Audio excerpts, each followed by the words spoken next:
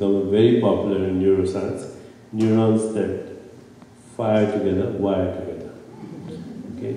The great thing here is that Rudy can explain to us how this happens, because every time, would you say that even our thoughts actually right now are regulating genetic activity?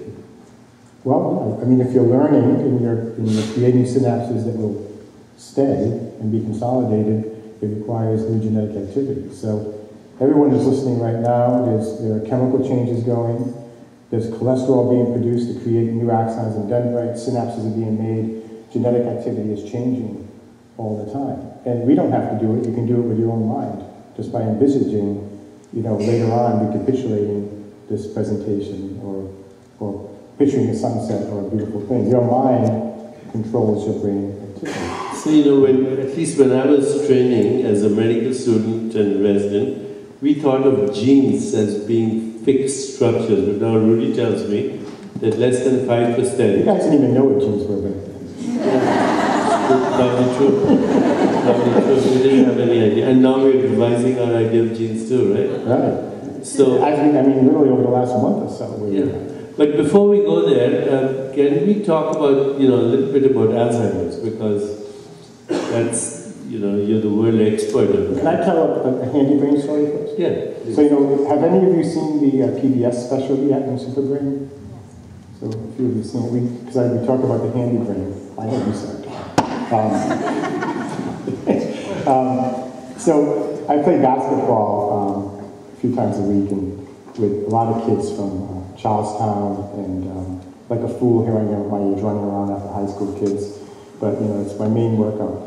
And so some of these kids saw the PBS special. They said, "Hey, we saw you on TV," and we're playing along, and I followed this kid pretty hard, and I couldn't believe it. The kid looks at me and goes, "Hey, that was your reptilian brain acting out."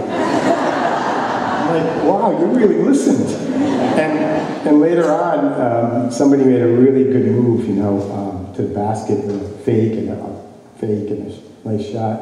And somebody said that was his intellectual brain. And it was so cool to see these kids. They had watched the show and they had this great understanding. And this is what we're asking in the book, is that, before we go into Alzheimer's, is that you ask yourself at any given moment, am I in the reptilian brain right now? Is it fight or flight? Am I in the emotional brain right now? Or am I in my intellectual brain? And the key is to not live in just one of them. So an addict might live in the reptilian brain. Somebody who's just lost in their own emotions in the limbic brain. I know lots of people who just live in the intellectual brain because I work at Harvard. And there are folks who think there's a lot of safety just living in that intellectual brain because reason and logic makes everything okay. But we argue in the book that always keep track of where you are. And when all three brain regions are communicating, the key to a healthy brain, a thriving brain, what we call a super brain, is connectedness. You want these three brain regions to be speaking to each other, connecting to each other. And when that happens, that's when you start getting deeper insight, intuition, making good choices and not really knowing how. And I can tell you that it works, pretty well. So just try it tomorrow, just at any given moment, say, where am I in a handy brain? Let's read the book. Here.